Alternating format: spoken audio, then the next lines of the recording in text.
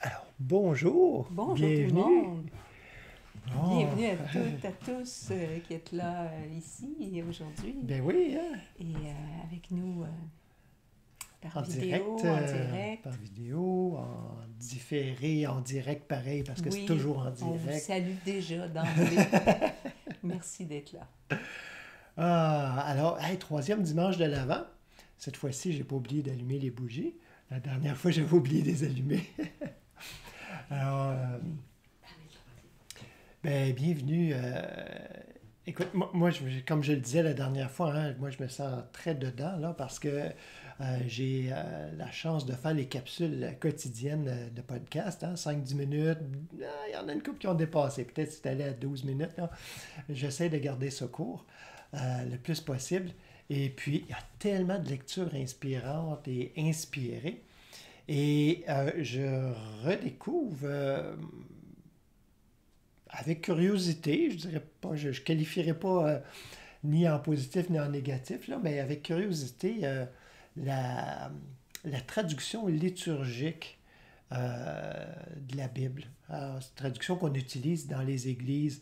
On l'utilise, c'est pas une traduction différente, là, mais un petit peu. C'est un petit peu parce qu'elle est lue devant les gens, donc il faut que ça coule bien. Hein? Alors, on a un petit peu mis une virgule ailleurs, puis changé un mot ici et là. Et puis, des fois, je suis étonné, en tout cas cette semaine, et puis même aujourd'hui aussi, il y a un passage où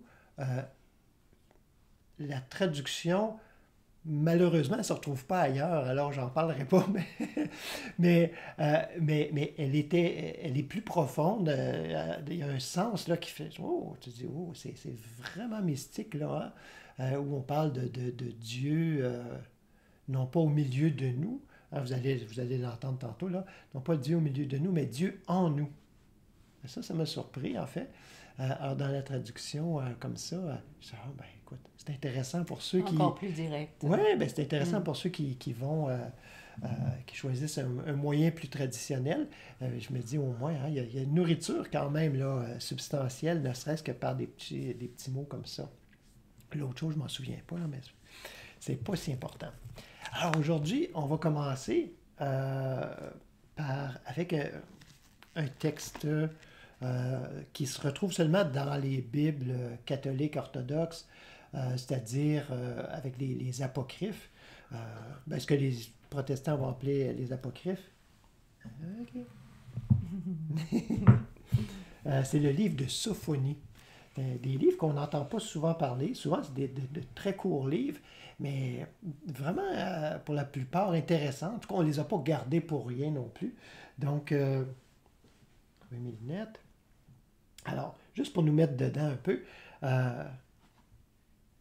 oui, avant de commencer, juste préciser quelques symboles, parce que vous allez voir là-dedans, on parle de Sion, de Jérusalem, d'Israël, et c'est sûr que si on prend ça au niveau historique, et souvent Géographique. géographique, oui, et souvent ces livres-là qui n'ont pas été gardés par la tradition protestante, c'est souvent, entre autres, parce que, bon, on dit, oh, c'est pas historique, ou ça concorde pas avec les autres, donc on ne l'a pas gardé.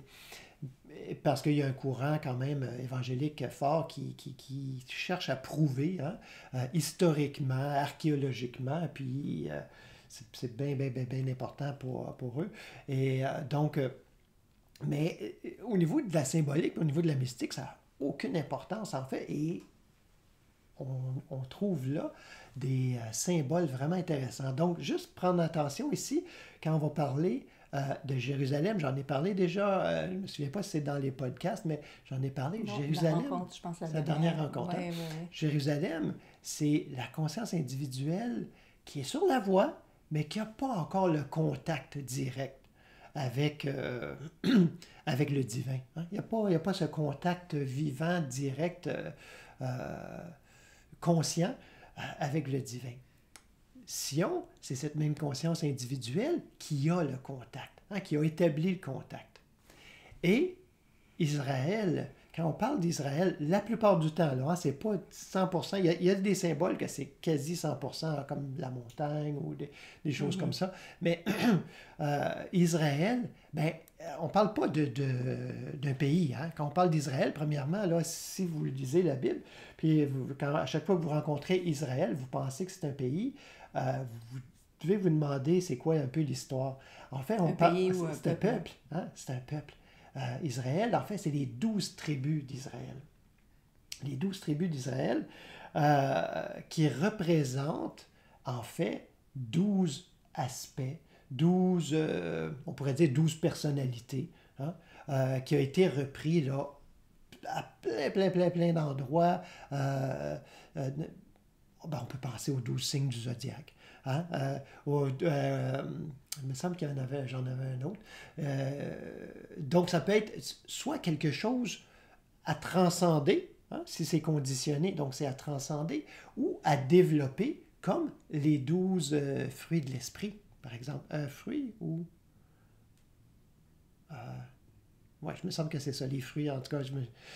C'est donc les 12 fruits de l'esprit qui sont... Alors ça, c'est à développer. Donc, c'est différentes catégories. Mais c'est de ça qu'on parle quand on parle d'Israël, c'est les 12, soit aspects à transcender ou à développer.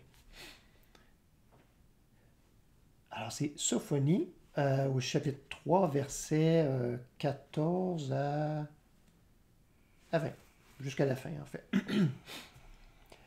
Crie de joie, fille de Sion. Pousse des acclamations, Israël. Réjouis-toi, ris de tout cœur, fille de Jérusalem. Enfin, on les a toutes là. Le Seigneur a levé les sentences qui pesaient sur toi. Il a détourné ton ennemi. Le roi d'Israël, le Seigneur lui-même, est au milieu de toi, ou est en toi.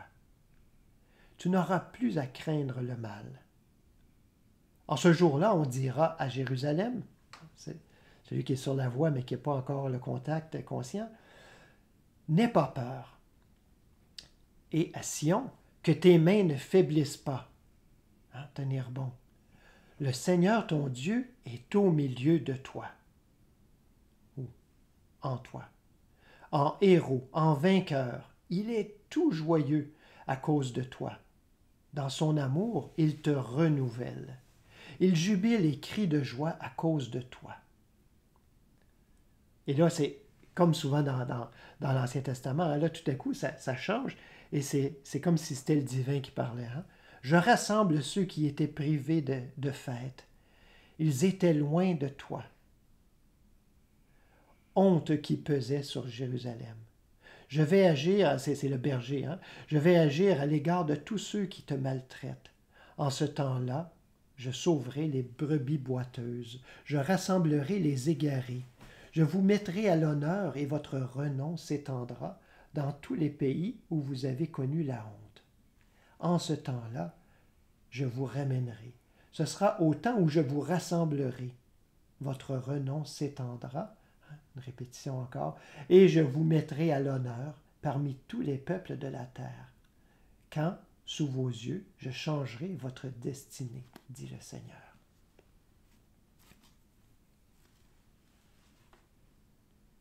Tous les peuples de la terre, c'est pas à prendre au sens propre. Tous les peuples de la terre, c'est tout ce qui est à l'intérieur, tout ce qui se passe à l'intérieur, tout ce qui se chamaille. On voit c'est quoi hein, les peuples de la terre. Alors, tout ce qui se chamaille à l'intérieur, tout ce qui est en apparence de conflit, tout ce qui est qui a besoin d'être rétabli, et tout ça. Hein? Tout ça va être rassemblé, c'est-à-dire que rien de tout cela n'est séparé. C'est séparé dans notre vision distorsionnée, dans notre hors-focus, là. On voit ça comme tout séparé. On voit double. Ben oui, c'est ça. Alors, tout est séparé, quand, en réalité, tout est un. Alors, c'est de rajuster toujours, rajuster le focus. Puis on le voit des fois, c'est juste... C'est pas des grosses manœuvres.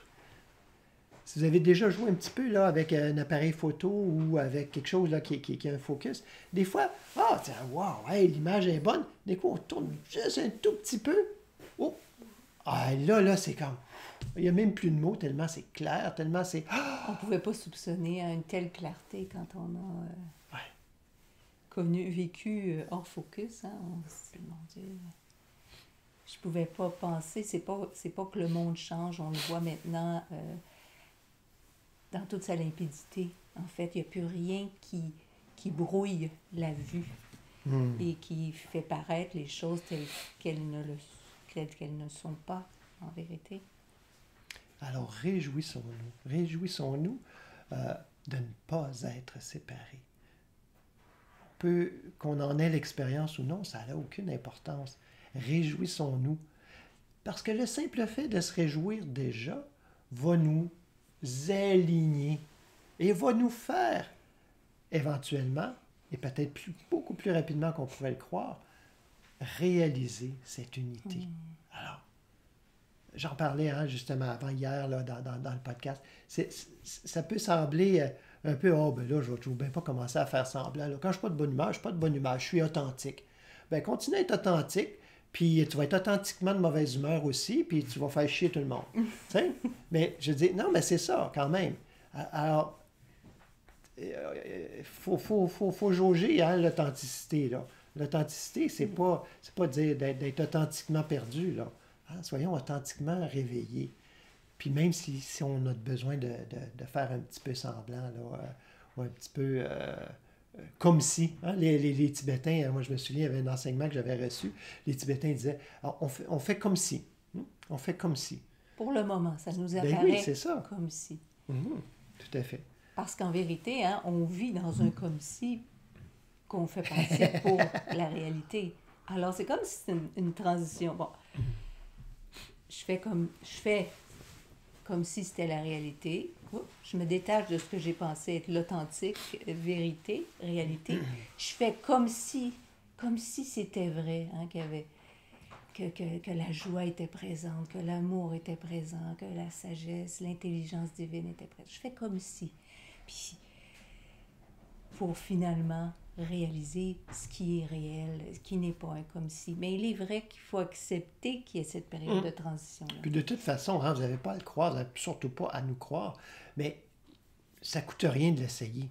Ça ne coûte rien, donc essayons-le.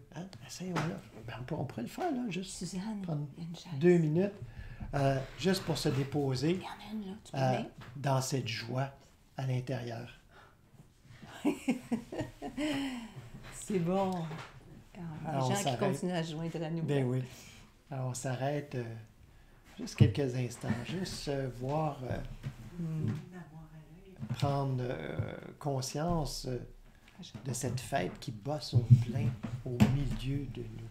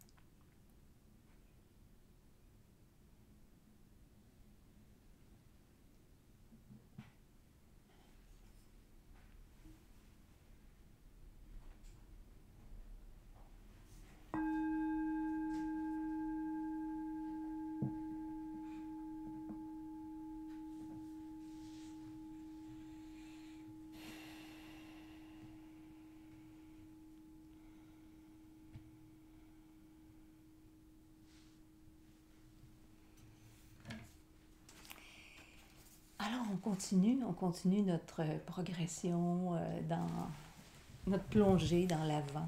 Et j'ai été conduite de passage à passage dans les Écritures à un livre que je ne connaissais pas, qui est le livre de Judith, qui fait partie aussi des Apocryphes, hein, comme tu le disais tantôt. Et en lisant quelques passages d'abord dans le livre, il m'est apparu évident que la figure de Judith est en fait précurseur de Marie. On en parlait dans les autres rencontres de l'Avent, les rencontres précédentes, que l'Avent, c'est ce chemin de préparation, jusqu'à ce que cette conscience vierge, qu'on a appelée Marie, mais qui est en fait une conscience vierge, dépouillée, qui a reconnu, réalisé intérieurement qu'il n'y a qu'une vie, et c'est la vie divine. Donc tout être, tout ce qui prend naissance naît de cette conscience, non pas de forme visible, d'un père, d'une mère visible, mais de l'esprit. Alors, on va plonger ensemble, je vous invite à plonger avec nous dans l'histoire de Judith, qui est précurseur, qui prépare le terrain. Et on n'a même pas besoin de faire des contorsions de l'esprit, vous allez voir, il y a une évidence qui se révèle. Alors Judith, parce que les personnages dans les Écritures, ce sont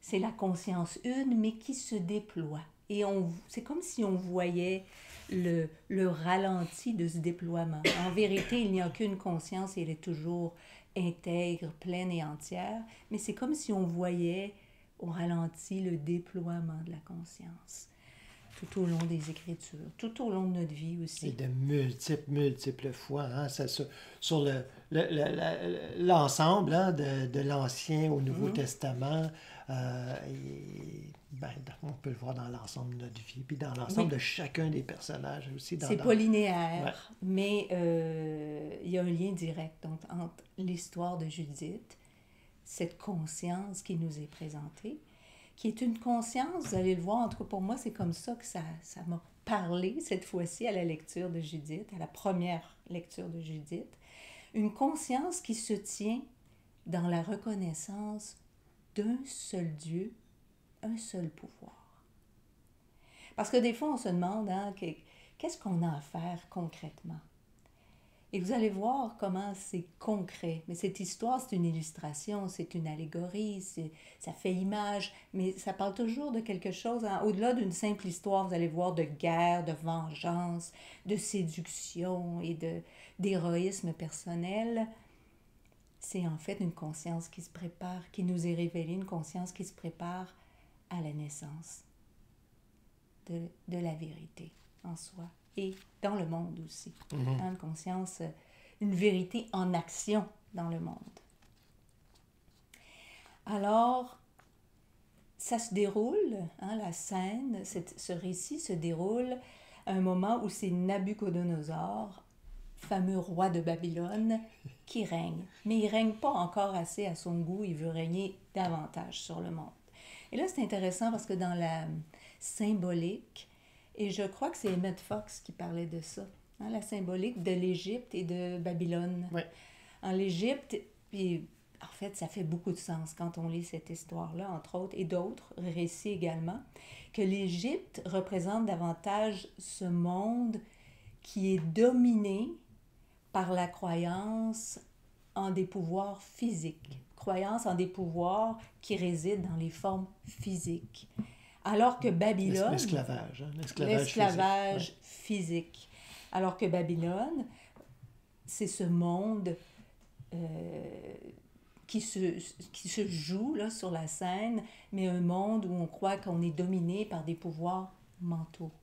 Donc, l'esclavage mental. Alors, toujours cette idée que le pouvoir n'est pas qu'en Dieu. Cette idée, cette croyance que le pouvoir n'est pas qu'en Dieu, ou pas en Dieu du tout, en fait, ou même qu'il n'y a pas de Dieu, mais que le pouvoir réside dans les formes physiques et dans les formes mentales, pensées. Donc les pensées, les opinions, les croyances, les concepts, etc. Alors Nabucodonosor représente ça. Il représente cette figure qui domine, puis qui veut dominer encore plus. Hein? Et vous allez voir comment c'est une imitation du pouvoir divin dans la façon dont il se comporte. Ses paroles sont réellement des usurpations, des emprunts de paroles, on pourrait dire, divines. Alors, c'est l'imitation donc de l'unique pouvoir divin, qui est en fait une force spirituelle de vie, hein, le pouvoir divin qui n'a rien à combattre, parce que s'il n'y a qu'une vie et qu'il n'y a pas d'autre vie, ai-je à combattre contre quelque chose qui n'a pas de vie? Non. Alors, c'est l'imitation de ce pouvoir-là, mais qu'on essaie de s'approprier. Alors, je veux être le seul pouvoir. Et c'est ce qui arrive avec Nabucodonosor.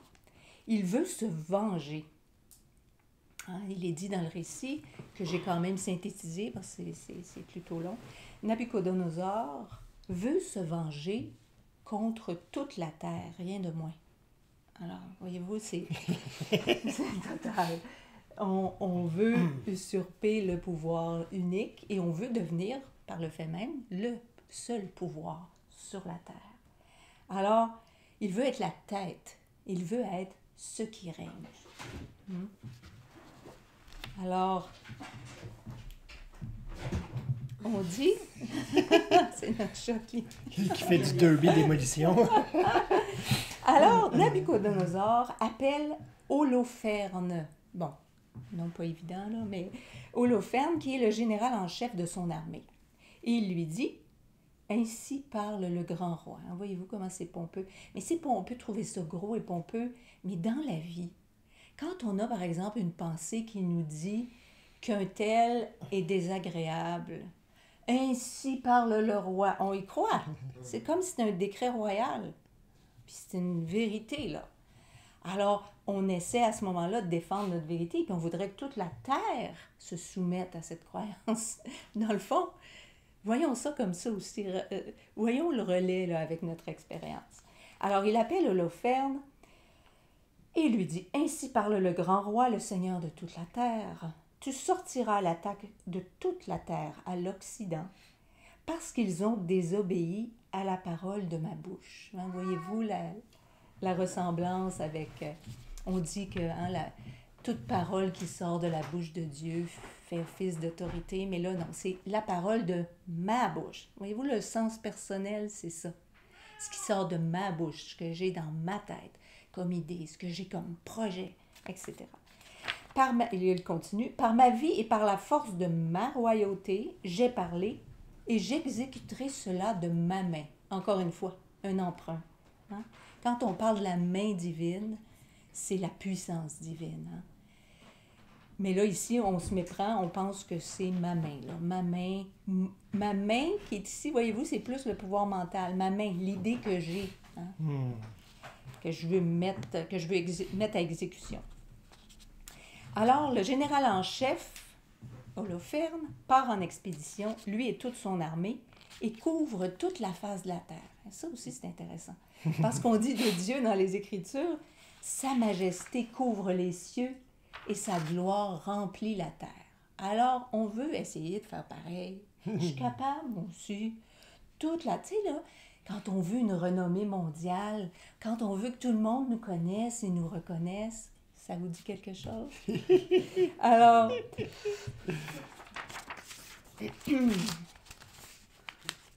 Alors, ils partent vers l'Occident avec leurs chars, leurs cavaliers, leurs fantassins d'élite, et avec eux partit une masse nombreuse comme des sauterelles. Ça aussi, c'est intéressant. Parce que les sauterelles, hein, c'est une des plaies d'Égypte. On dit que c'est le divin qui a envoyé cette calamité-là sur le peuple. Mais bon, ça n'a rien à voir avec le divin. En fait, quand on est à côté, on ne peut qu'être malheureux, puis des fois très, très malheureux, puis on a l'impression que toutes les plaies s'abattent sur nous. Mais c'est intéressant parce que dans Nahum, on parle des sauterelles de cette façon. On dit, tes princes sont comme les sauterelles. Tes princes, ça veut dire les princes de ce monde, les princes du monde, cette idée du monde en dehors de Dieu. Alors, tes princes sont comme des sauterelles, tes chefs comme une multitude de sauterelles qui se posent sur les haies au temps de la froidure. Le soleil paraît, la vérité, elles s'envolent et l'on ne connaît plus le lieu où elles étaient. Et de même aussi dans Joël 2,25, on dit, c'est l'Éternel qui parle, « Je compenserai pour vous les années qu'ont dévoré la sauterelle. » Et ça, c'est intéressant parce que tout ce qui peut arriver de calamité quand on se pense séparé de Dieu, bien, quand on se retourne et qu'on reprend contact, tout ça, comme des sauterelles qui disparaissent lorsque le soleil arrive, où sont-elles? C'est comme si elles n'avaient jamais existé.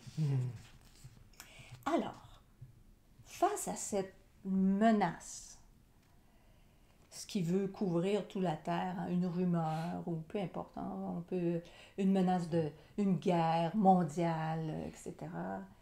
Il y a deux options au niveau humain. Soit qu'on tremble et on se soumet à ces faux dieux, parce qu'on a peur de leur pouvoir, on a peur de leur force, alors on se soumet. Si tu ne peux les battre, mais en anglais, là, if you can beat them, join them, c'est un peu ça. Si tu ne peux pas les battre, si tu ne te sens pas à la hauteur, tu es mieux de te joindre à eux. Bon. Et c'est ce qui est arrivé dans l'histoire. Il y a des peuples qui ont tremblé de peur et ils se sont dit, on est mieux de se soumettre. Et c'est ce qui est arrivé. D'ailleurs, il y a un ambassadeur, une ville dont ils voulaient s'emparer.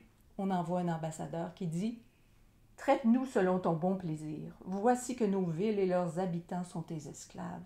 Viens, fais-y ton entrée comme bon te semble. » Et on l'accueillit là et dans toute la contrée d'alentour avec des couronnes, des danses, au son des tambourins. Mais vous voyez, c'est pas la vraie fête, ça.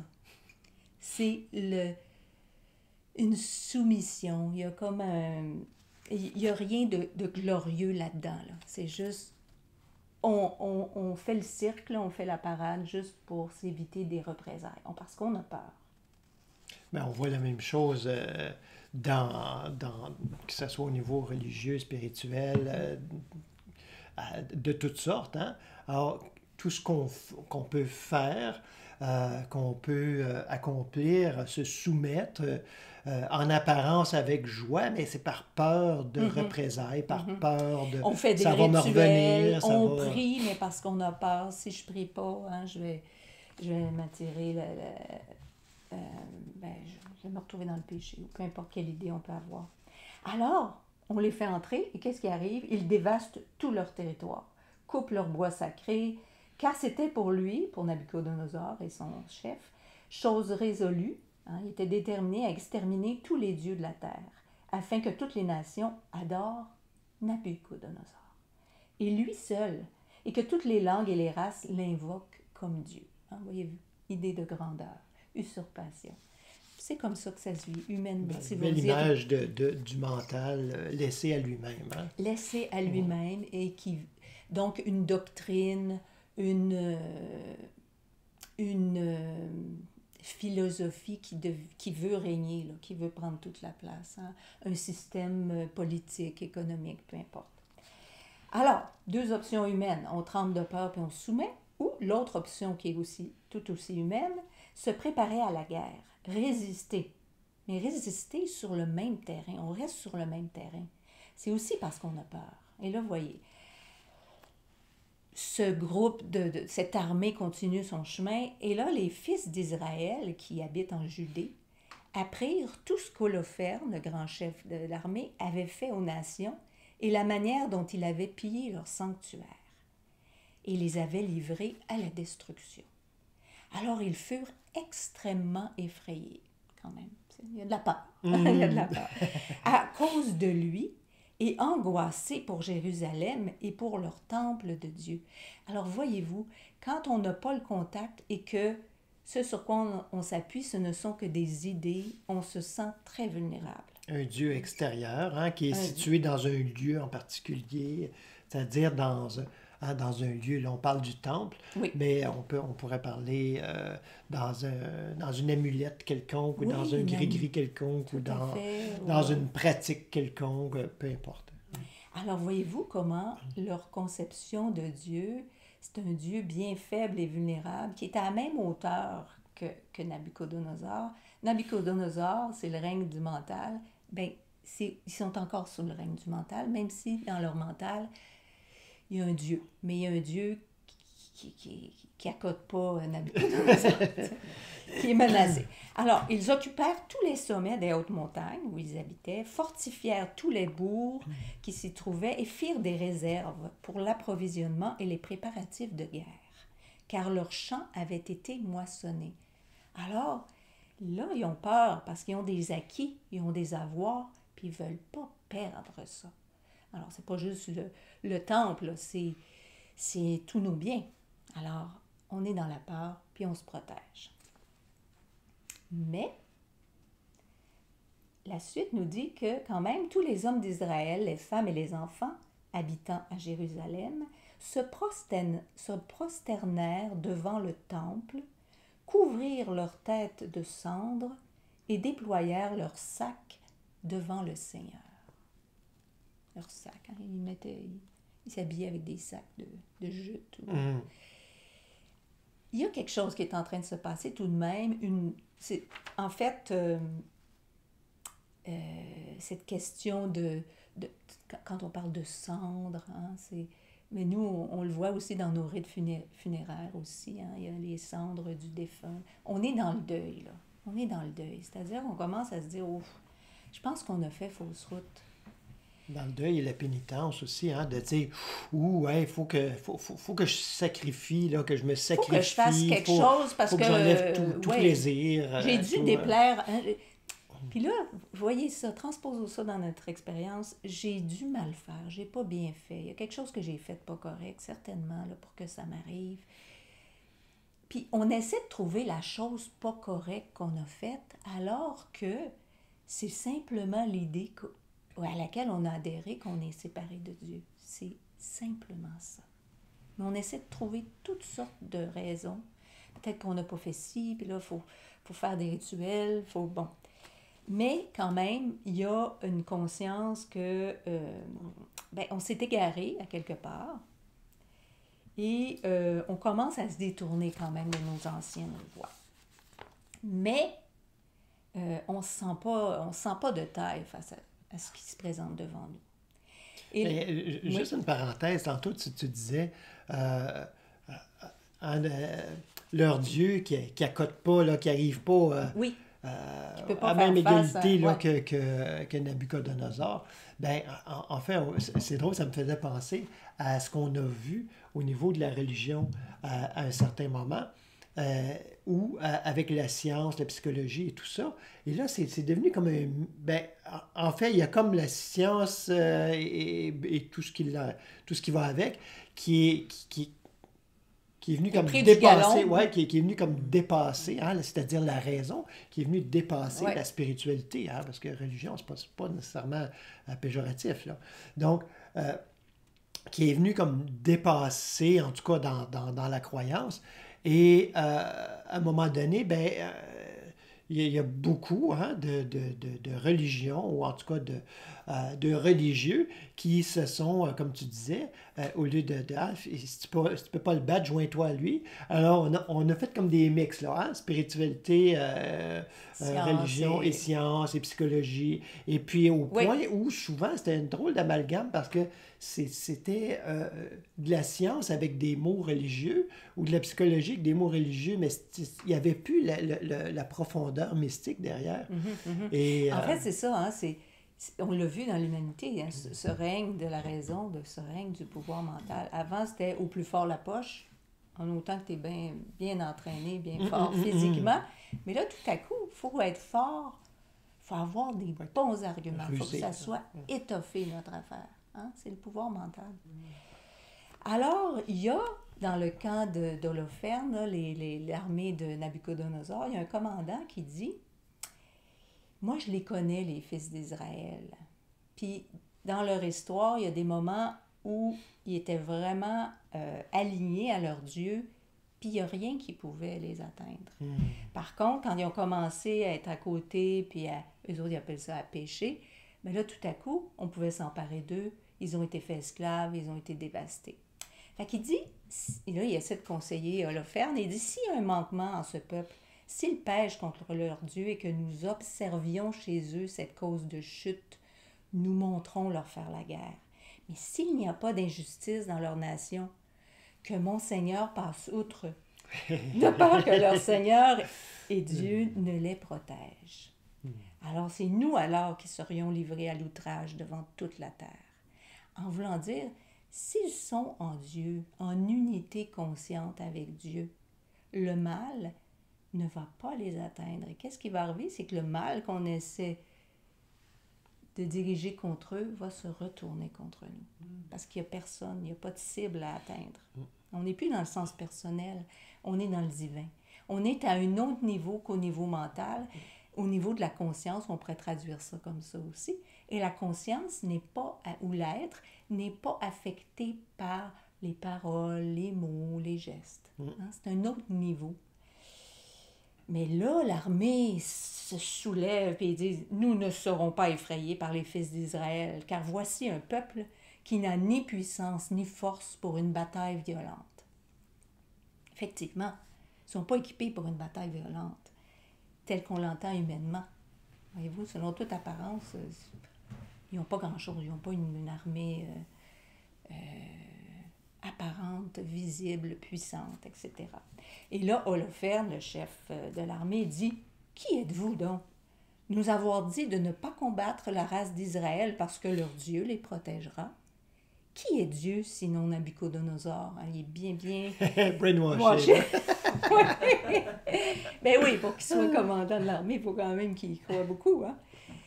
Il a parlé, Nabucodonosor, il a parlé et ses discours ne seront pas de 20 mots. Hein? Voyez-vous comment on s'approprie. Hein? On donne la puissance, on donne du pouvoir aux paroles, aux pensées. Puis là, c'est Nabucodonosor qui parle. « J'ai parlé et aucune de mes paroles ne sera sans effet. » Et ça, c'est mot pour mot. Hein? Dans Ésaïe, c'est le divin, l'Éternel qui parle, la conscience, notre conscience. « Qu'en est-il de ma parole qui sort de ma bouche? » Tout ce qui vient de notre conscience. Une, elle ne retourne point à moi sans effet, sans avoir exécuté ma volonté et accompli mes desseins.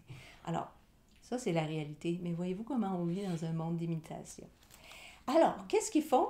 Ils décident d'assiéger toutes les sources de ravitaillement autour de la ville où sont les fils d'Israël, la ville de Béthulée. Alors, les troupes occupent tous les points d'eau et en empêchent l'accès aux fils d'Israël. Et empêchent aussi qu'ils puissent sortir se ravitailler. Alors, ils veulent ainsi les détruire par la soif et la faim. Les fils d'Israël crièrent vers le Seigneur, leur Dieu, car leur esprit était découragé. Et vois-tu, c'est ça. Hein? Quand tu n'as plus cette, entre guillemets, nourriture, hein? C'est tous ces appuis, ces béquilles extérieures, quand on n'a plus ça, on n'a plus le choix de se tourner vers l'intérieur. Ouais. Hein? Donc, c'est ça. Ouais. Puis ce qui cause, en fait, leur malheur, c'est que on voit qu'ils n'ont pas mis leur source en Dieu. Ils sont plus dans cet esprit que, ben oui, attends, notre source, si le royaume, si Dieu est en nous, ça veut dire que son royaume est en nous, ça veut dire que tous les biens, tous nos biens sont en nous, émanent de notre conscience. Et on a une source qui est extérieure. Alors, ils se sont appuyés sur des sources extérieures, et là, ils sont bien mal pris. Alors, parce que oui, la force physique et mentale peut s'emparer. Par exemple, je vais te mettre à pied si tu te soumets pas, je vais t'enlever ton REER, etc., etc. Bon. Alors, ils étaient découragés parce que tous leurs ennemis les avaient encerclés. Ils ne pouvaient plus s'échapper du milieu d'eux. Alors, c'est ça. Ça, c'est vraiment un indice dans notre vie. Quand on se sent comme assiégé par un problème, on a l'impression qu'on n'a pas de porte de sortie. C'est un indice que là, on a attribuer un pouvoir à quelque chose d'extérieur et qu'il est temps de rapatrier. Parce qu'il y a une parole dans Corinthiens qui dit « C'est pourquoi sortez du milieu d'eux. Sortez pas. Vous n'avez pas besoin de sortir physiquement. Sortez. Détournez votre regard de tous ces pouvoirs dans la forme que vous avez attribués à des formes et revenez. Sortez du milieu d'eux. Séparez-vous. Et je vais vous accueillir. Arrête. Parce que tant que vous êtes tourné vers ces forces que vous croyez des pouvoirs, je peux rien parce que vous m'avez pas... Autrement dit, on pourrait traduire ça, vous m'avez pas élu comme le seul et unique pouvoir. Alors, j'ai pas de pouvoir de gouvernance dans votre vie tant que vous ne m'élisez pas consciemment. Alors, le peuple était abattu, épuisé de soif. Il n'avait plus aucun réconfort. Comme tu le disais, des fois dans nos vies, c'est quand on se sent acculé au pied du mur, que là, on se tourne. Mais c'est pas grave, il n'est jamais trop tard. Mais bon, envoyons l'histoire pour eux. Alors, mais là, eux, par contre, ils sont encore dans cet esprit de séparation avec le divin. Ils disent, vaut mieux pour nous devenir leur proie que de mourir de soif. Alors, ils ont peur, ils s'identifient juste comme des corps physiques Alors, notre vie n'est pas la vie divine, alors on est menacé dans notre vie. Et ça peut nous faire beaucoup de choses, quand on se sent menacé dans ce qu'on pense être notre vie. Puis là, il y en a un qui est le chef, en fait, des fils et filles d'Israël, qui dit, il s'appelle Osias, « Courage, frère, tenons encore 5 jours. » Il veut les faire patienter.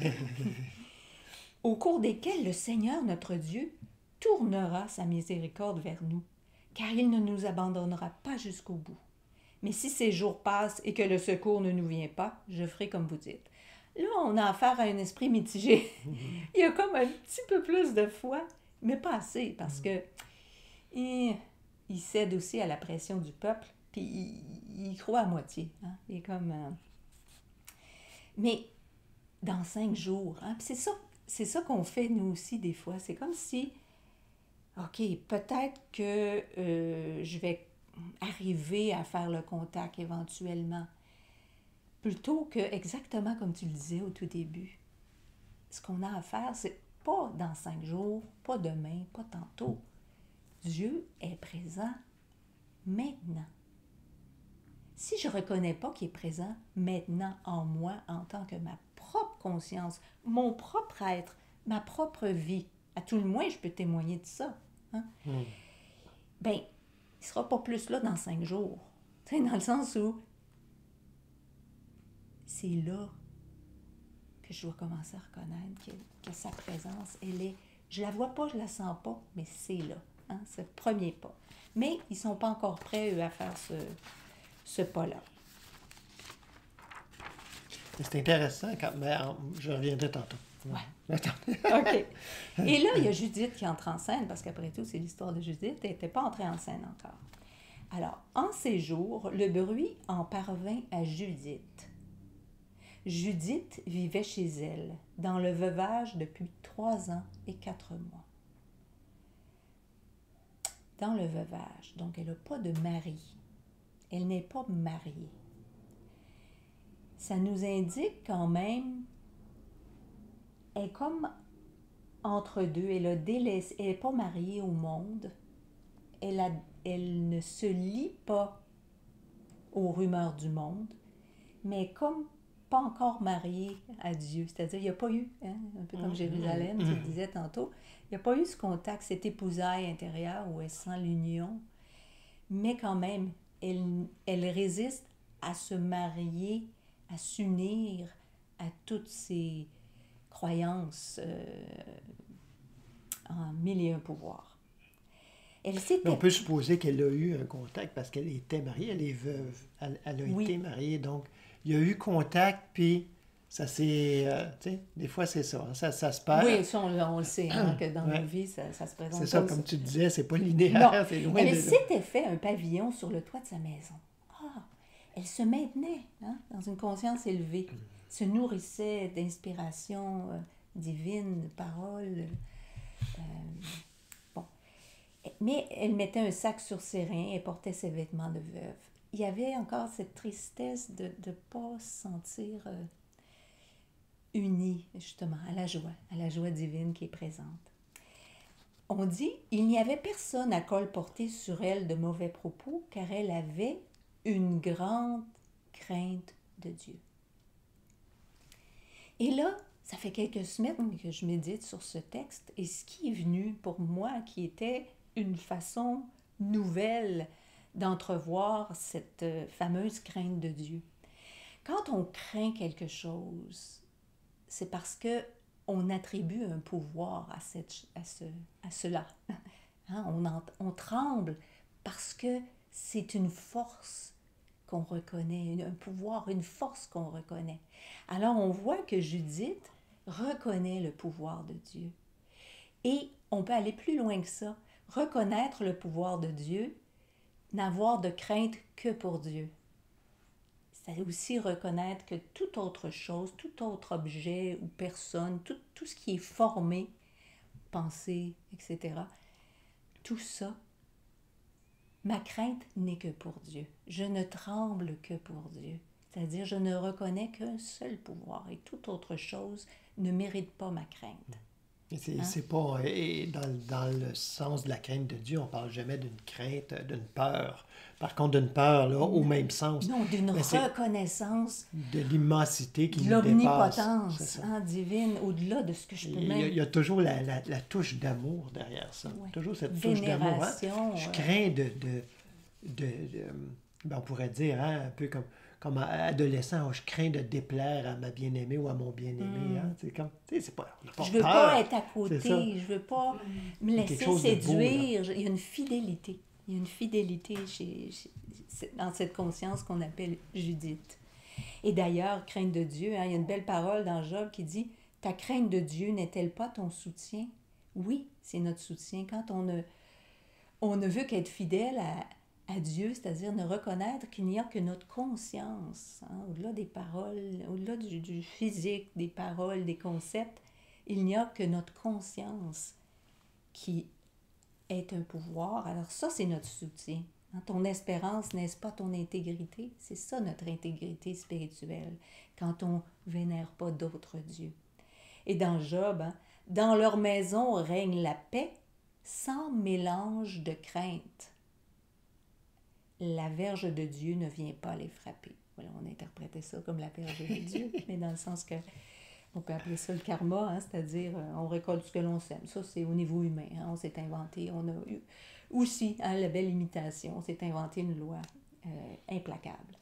Mais sans mélange de crainte, c'est intéressant. Je ne crains que Dieu, ça veut dire je ne reconnais que Dieu comme pouvoir, rien d'autre. Et ça, c'est assez pour nous exercer à chaque seconde, chaque minute, chaque heure de notre vie. Parce qu'à chaque moment, nous est suggéré que telle chose, tel aliment, telle personne, tel... peu importe. Vous verrez dans votre expérience que c'est mur à mur. Alors, Judith entre en scène et elle parle à Ozias, qui est le chef des fils d'Israël, puis on a vu qu'il était mitigé. Hein? Si Dieu n'intervient pas, ben, je vais faire comme vous dites, on va se soumettre. Bon, il est prêt à céder, là. Elle, non. Puis elle le reprend, si on veut. Elle dit, j'ai entendu ta parole, elle n'est pas droite. La parole que tu as prononcée aujourd'hui devant le peuple, c'est-à-dire de vous livrer si dans 5 jours, Dieu n'est pas intervenu, qu'est-ce que c'est ça? Tu es en train de mettre Dieu à l'épreuve. Et pour vous dresser au-dessus de lui parmi les fils des hommes. Hein? Là, c'est comme, voyons, il n'y a pas une réelle foi. Elle dit, il ne s'est trouvé dans notre génération, donc aujourd'hui, ni tribu, ni clan, ni bourg, ni ville qui se soit prosterné devant des dieux faits de main d'homme. Cela s'est produit autrefois, et pour cette raison, nos pères furent livrés à l'épée et à la razzia. Et ils subirent une lourde défaite devant nos ennemis. Quand on accorde du pouvoir à nos ennemis, ils nous terrassent. Quant à nous, hein, je ne sais pas si ça parle de nous, mais peut-être, nous ne connaissons pas d'autre Dieu que lui. elle se maintient, hein, ça fait 3 ans et 4 mois là, qu'elle se maintient dans cette reconnaissance-là consciente. C'est pourquoi nous gardons l'espoir qu'il ne nous méprisera pas non plus que ceux de notre race. Elle dit, même que, elle va plus loin que ça, rendons grâce au Seigneur notre Dieu qui nous met à l'épreuve comme nos pères. De même qu'il les fit passer par le feu de l'épreuve pour scruter leur cœur, le Seigneur ne cherche pas à nous punir. S'il flagelle ceux qui s'approchent de lui, c'est pour leur donner un avertissement. Voyez-vous, cette conscience en nous, puis on en a parlé déjà, épreuve et bénédiction. Quand, dans toute épreuve, on est capable de voir que c'est pas le signe de l'absence de Dieu. Et c'est ce qu'elle dit, là. C'est pas que Dieu est absent. Il veut nous aviser. Il veut nous avertir, hein, attirer notre attention. On pourrait dire aussi, c'est un rappel à l'ordre divin, à l'ordre des choses. Qu'est-ce qui règne réellement dans nos vies? Revenir. Hein? Alors, Osias, à tout le moins, il est capable de reconnaître, voilà, dans tout ce que tu as dit, vraiment, tu as parlé avec un cœur excellent. Il n'y a personne qui s'opposera à tes paroles, car ce n'est pas d'aujourd'hui que ta sagesse est manifeste. Hein? La sagesse circulait. Il y avait de la place pour que la sagesse divine circule en elle. Et Judith dit, « Je ferai une action qui parviendra aux fils de notre race jusqu'à des générations de générations.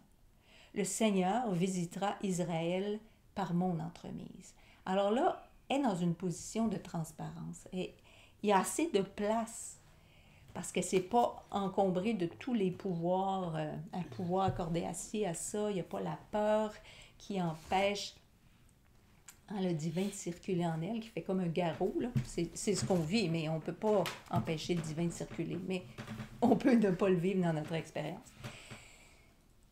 Elle sait que elle reconnaît qu'il y a l'activité du divin en elle, puis elle reconnaît que le divin est agissant. Et là, il y a une prière. On dit une prière, Judith prie. Elle dit, les Assyriens, ça c'est l'armée de Nabuchodonosor, sont venus en force. Ils se sont exaltés au sujet de leurs chevaux et de leurs cavaliers. Ils se sont enorgueillis du bras de leurs fantassins. Ils ont mis leur espoir dans le bouclier, le javelot, l'arc et la fronde. Ils ont méconnu que tu es le Seigneur qui brise les guerres. Ils sont dans l'ignorance, tout simplement.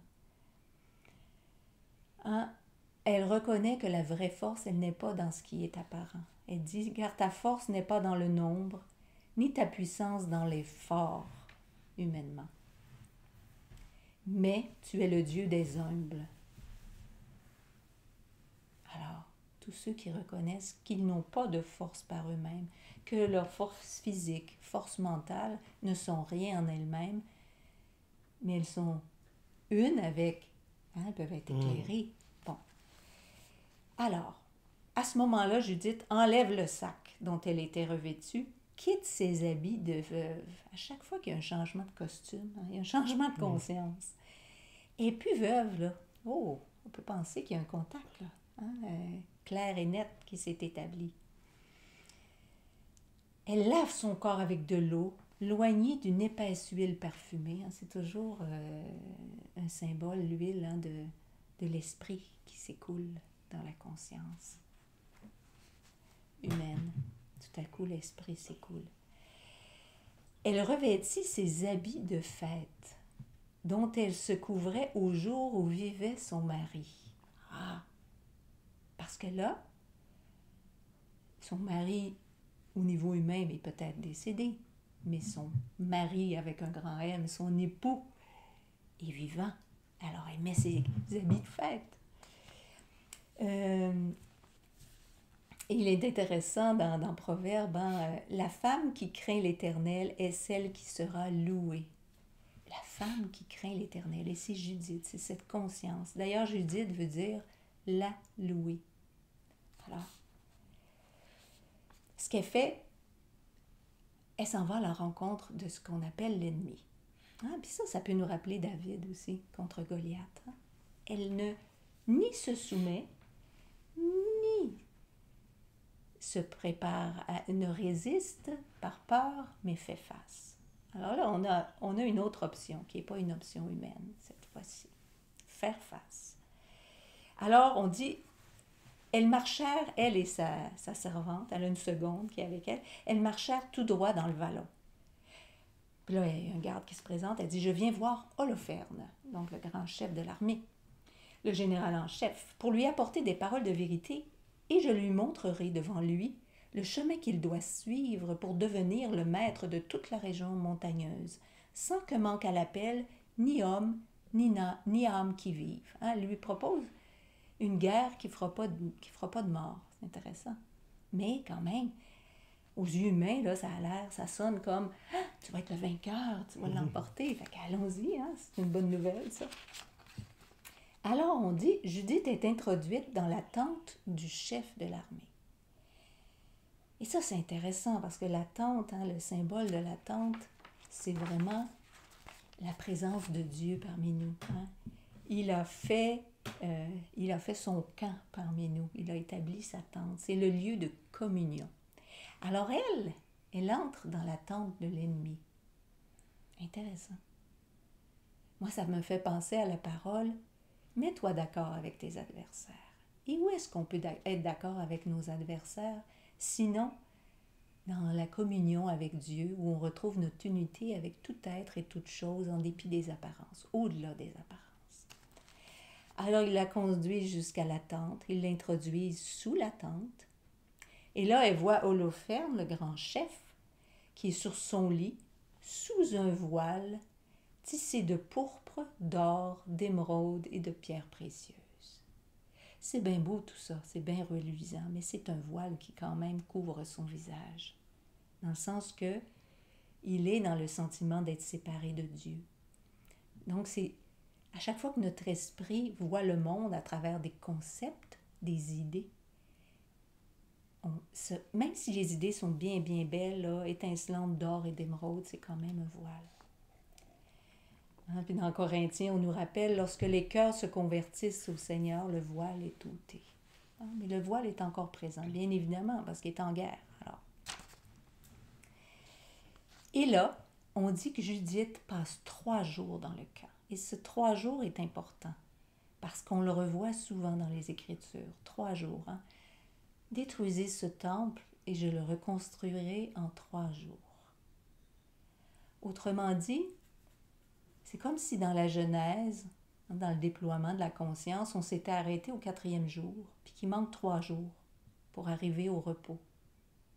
À cette conscience d'un seul pouvoir, cette conscience de la perfection, cette conscience d'un monde sans opposition, sans division. Alors, donne-moi 3 jours, c'est-à-dire, je vais m'élever jusque-là. Et puis là, ben, tout est là où tout est accompli, finalement.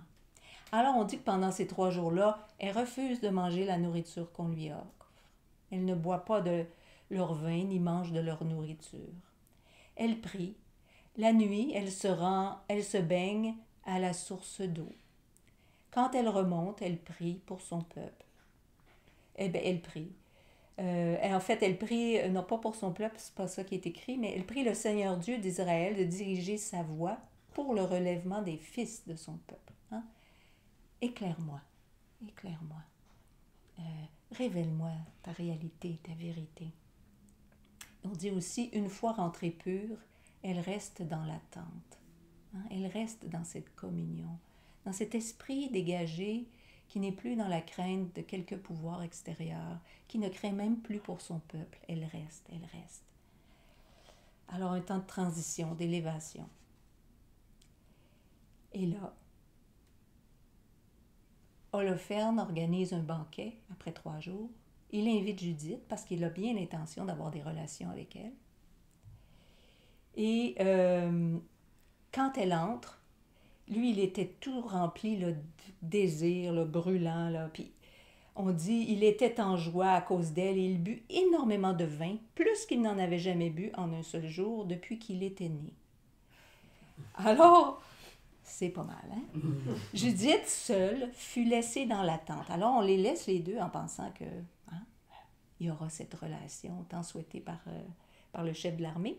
Mais non, lui, il était ivre-mort, hein, effondré sur son lit, noyé dans le vin. Là, on voit hein, toute cette puissance de jadis hein, qui a perdu du galon, qui est là complètement affaibli, déchéant, en déclin. Et ça, on le vit dans nos vies. Hein, quand j'ai essayé par tous les moyens, ça marche pas. Il y a comme un déclin là, de tous nos moyens, de toutes nos forces habituelles, toutes nos stratégies habituelles. Ça ne marche pas. C'est comme... On dirait qu'on est hors circuit, hors service, hein? comme le chef de l'armée. Alors, jusqu'au bout, Judith reste centrée, reste centrée. Seigneur Dieu de toute puissance, en cette heure, tourne ton regard vers les œuvres de mes mains pour l'exaltation de Jérusalem. Fortifie-moi en ce jour, Seigneur. Et là, par 2 fois, elle frappe au cou de l'Holopherne de toute sa vigueur et en détache la tête. Puis elle fit rouler le corps en bas de la couche et détacha le voile des colonnes. Intéressant. On peut dire, ah mon Dieu, c'est, n'est-ce pas là un acte guerrier? Voyons-le au niveau symbolique, au niveau intérieur. Quand dans cette communion, cette totale reddition à Dieu, à la conscience vivante en nous, au-delà des paroles, au-delà des mots, quand on arrive dans le silence, finalement, le voile se lève, le contact se fait. Jusque sur la scène, et les problèmes, tout ce qui semblait régner, hein, tout ce qui était à la tête de notre vie jusqu'à maintenant, ce qu'on considérait comme la tête, hein, ce qui dirige, ce qui a le pouvoir, ce qui a la toute intelligence, blanc. C'est réduit à néant, c'est-à-dire ces problèmes qui semblaient mener notre vie, nous mener par le bout du nez, qu'en est-il arrivé? Comme les sauterelles là, qui, face au soleil, disparaissent. Hein? Ils n'ont plus de tête, c'est-à-dire ils n'ont plus de pouvoir. Et là, on peut mettre nos habits de fête. Quand en nous, les habits de fête se revêtent tout seuls, c'est une nouvelle conscience, cette conscience que tout ce à quoi j'ai accordé du pouvoir, on n'en a pas. C'est réduit à néant.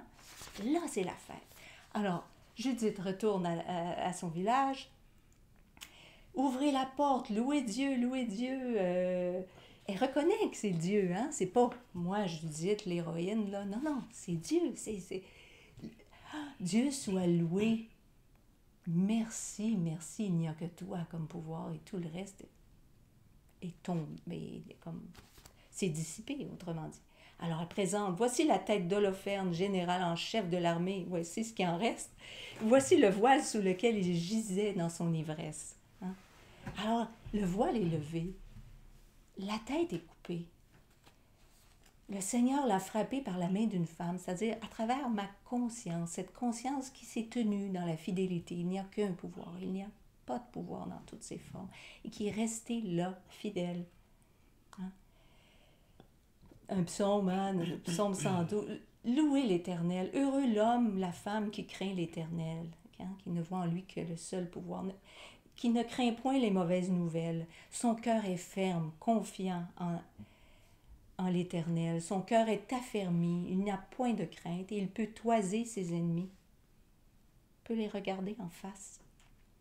Le méchant le voit et s'irrite, il grince les dents et se consume. Les désirs des méchants périssent, ils sont réduits à néant. Et on pourrait dire que dans l'histoire, hein, si on a quelqu'un comme ennemi, mais cette personne-là, tout à coup, son attitude se transforme. Parce que nous, on a fait contact et on a... Et ça, dernièrement, j'en ai eu un témoignage. Quelqu'un qui avait eu vraiment un contentieux qui a duré des mois et des mois, est en train de monter tout un grief par rapport à quelqu'un qui lui causait du trouble dans son travail. Puis à un moment donné, elle dit, c'est comme si j'ai senti, en se tournant vers l'intérieur, la grâce a fait en sorte que tout à coup, je sentais qu'il ne pouvait plus rien me faire. Puis ce grief-là était devenu inutile. Il ne pouvait plus rien me faire. Puis elle dit, on est devenus même des amis. Au travail, on est devenus des bons collègues. Tu sais, c'est extraordinaire quand ça se passe dans notre expérience. Je relate celle-là parce que c'est elle qui me vient à l'esprit, mais quand tout à coup...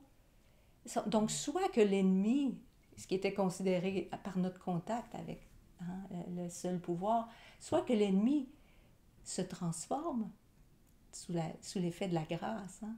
C'est ça la grande séduction, parce qu'on dit que Judith, que c'est par sa beauté qu'elle a vaincu l'ennemi, mais en fait, c'est ce qui attire. Hein?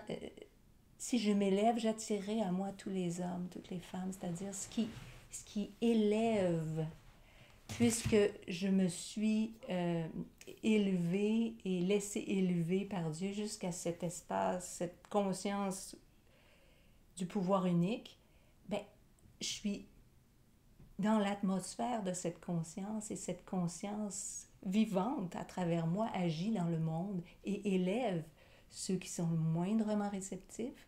S'ils ne se laissent pas élever, leur mal, comme on le disait tantôt, n'a plus personne à qui s'adresser, donc ça se retourne contre eux, puis des fois, c'est ce qu'on raconte dans l'histoire de Judith. Toutes les troupes d'Holoferne ont vu sa tête coupée. Ils sont partis en épouvante, ils sont partis en courant. Ils restent pas là. C'est comme, ils restent pas là. Mais c'est important de voir que, tu sais, tout au long de l'histoire, ben, le fameux Osias que tu disais qui n'était pas ferme, ben, toute l'histoire, en fait, hein, tout ça a été nécessaire, en quelque sorte. Ça n'avait pas arrivé comme ça, là. Mais tout ça, Ça jouait un rôle, a été repris pour amener à un plus grand bien. Hein, c'est ça qu'on oublie. Puis c'est ça qu'on oublie surtout dans notre expérience. Hein, que tout ça, oui.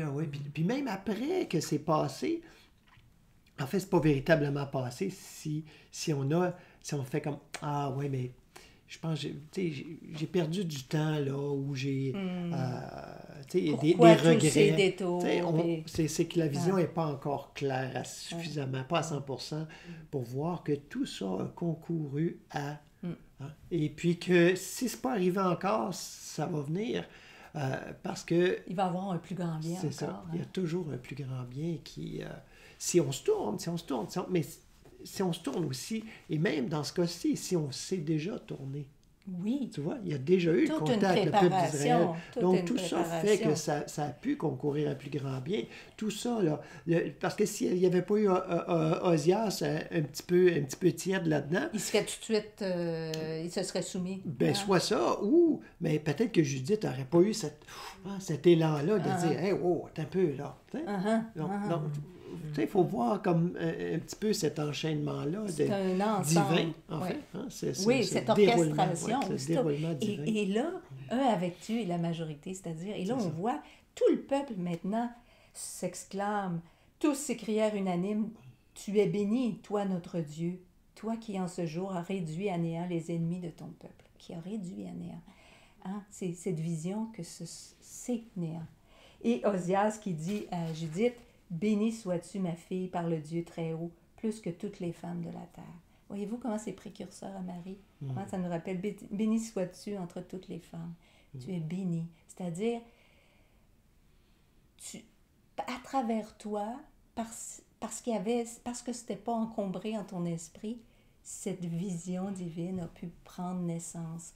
Et là, on peut dire, ben oui, c'est précurseur, parce que Judith coupe la tête de l'ennemi, donc cette conscience qui coupe toutes ces fausses têtes, hein, tout ce qui dans notre vie semble avoir du pouvoir.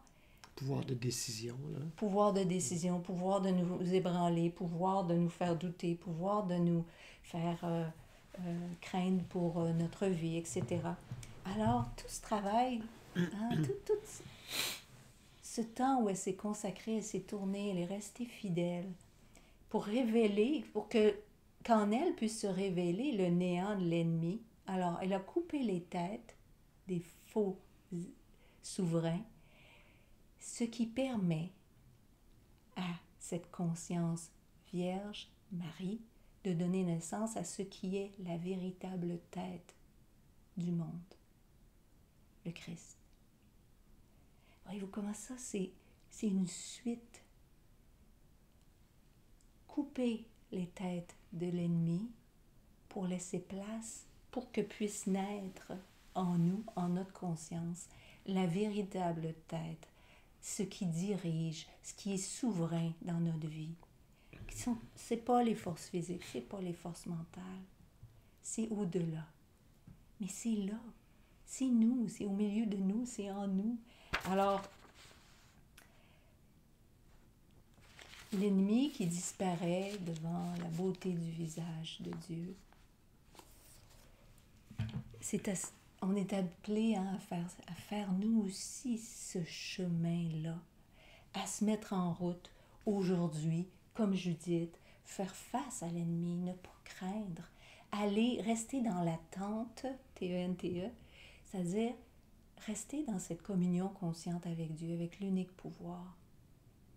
Peu importe le visage de l'ennemi, de sorte que seul le visage de Dieu se révèle dans notre expérience. Alors là, il y a l'hymne de Judith qui est magnifique, je vous invite à le lire. À la fin, l'hymne de Judith, qui dit « Dieu qui brise les guerres, à ceux qui te craignent, tu feras grâce, mais qui craint le Seigneur est toujours grand. » Alors là, oui, on est humble, j'ai pas de force par moi-même, mais en reconnaissant l'unique force avec laquelle je me maintiens en unité consciente, je suis moi aussi exaltée, élevée. Et justement, Marie, l'hymne de Marie, si on continue. Qui se ressemble beaucoup, en fait. Mon âme exalte le Seigneur. Je suis transportée d'allégresse en Dieu, mon Sauveur, parce qu'il a porté les regards sur l'abaissement de son esclave. J'ai reconnu qu'il n'y avait aucun autre pouvoir que Dieu. Désormais, en effet, toutes les générations me proclameront bienheureuse, parce que le Puissant a fait pour moi de grandes choses. Son nom est sacré. Sa bonté s'étend de génération en génération, comme le disait Judith. Je vais faire quelque chose qui va s'étendre de génération en génération. Donc, sa bonté s'étend de génération en génération sur ceux qui le craignent. Il a déployé le pouvoir de son bras. Il a dispersé ceux qui avaient des pensées orgueilleuses. Il a fait descendre les puissants de leur trône, élevé les humbles, rassasié de biens les affamés, renvoyé les riches les mains vides. Il a secouru Israël, son serviteur. Et Israël, c'est nous. Mais nous devons nous reconnaître de cette filiation. Et de cette filiation, ne reconnaître qu'un seul pouvoir. Et c'est ça, ceux qui craignent Dieu sont toujours grands. Alors, c'est l'invitation qui nous est lancée, cette inspiration à travers l'histoire de Judith et tout personnage et notre conscience. Donc, il ne faut pas penser que c'est extérieur à nous, c'est notre propre conscience en déploiement. On peut s'identifier à Judith et à Marie. Notre âme, notre conscience individuelle qui retrouve ses origines, sa vraie nature.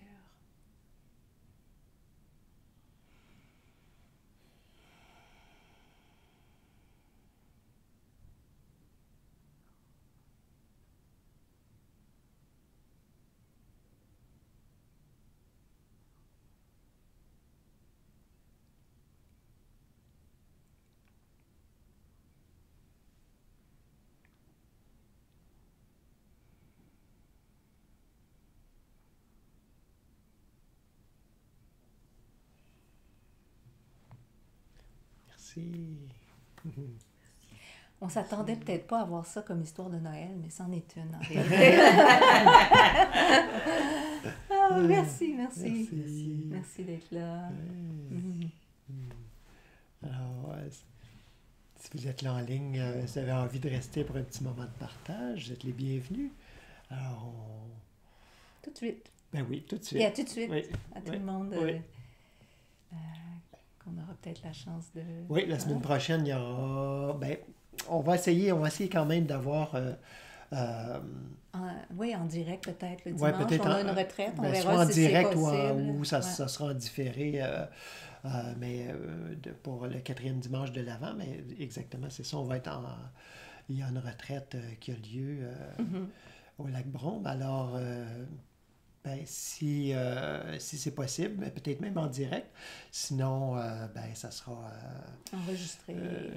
Oui, peut-être juste audio. En tout cas, on va voir les moyens techniques possibles là-bas. Merci. Merci, à bientôt. À bientôt. Mm.